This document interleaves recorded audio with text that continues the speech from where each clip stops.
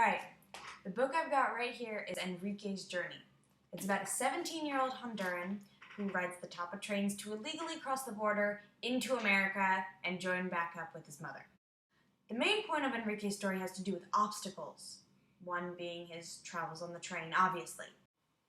That and the issue of getting over the border, at least.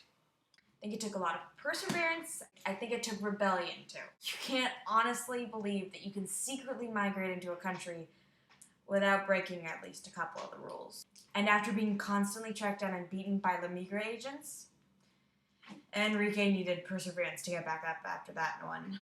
What's important about the story is that it doesn't just apply to Enrique or the immigrants who migrate each year. The way Enrique deals with his issues, using the two traits I mentioned earlier, occurs all the time. Just look at a really well-known figure, Martin Luther King Jr.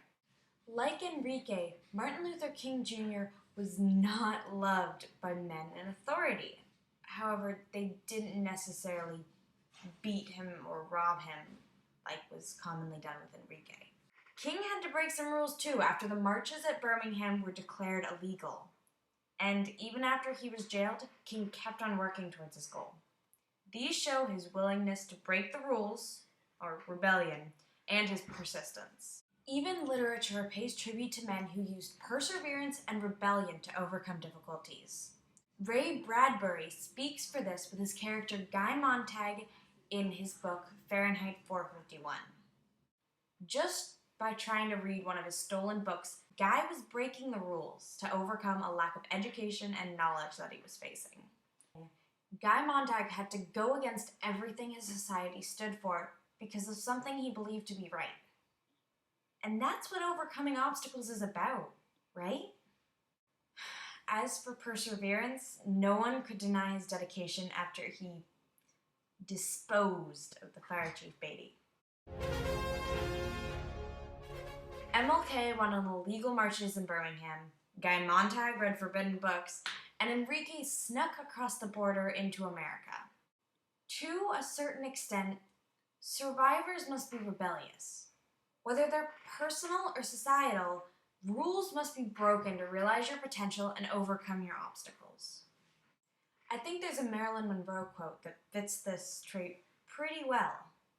She comments that, "If I'd observed all the rules, I'd never have got anywhere." More than that, you've got to be able to fall 7 times and stand up 8, as according to a Japanese proverb. And it's going to happen a lot. After all, you are breaking the rules.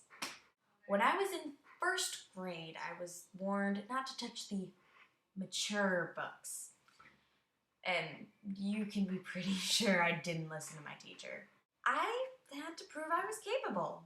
The book I chose was hard, to be sure, but after 4 attempts in an entire year, I finished it. It was more of a personal obstacle than proving myself to anyone at the end, but still, being able to do it was glorious. I guess what I'm trying to say is, without perseverance and a sprinkle of rebellion, it never would have happened. So it makes sense that people with the traits of perseverance and perhaps even rebellion so often are able to overcome their obstacles.